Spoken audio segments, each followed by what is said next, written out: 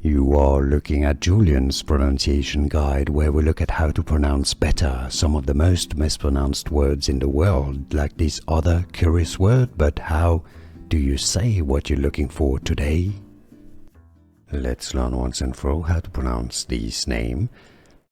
It's the name of a figure in Italian history from Sardinia.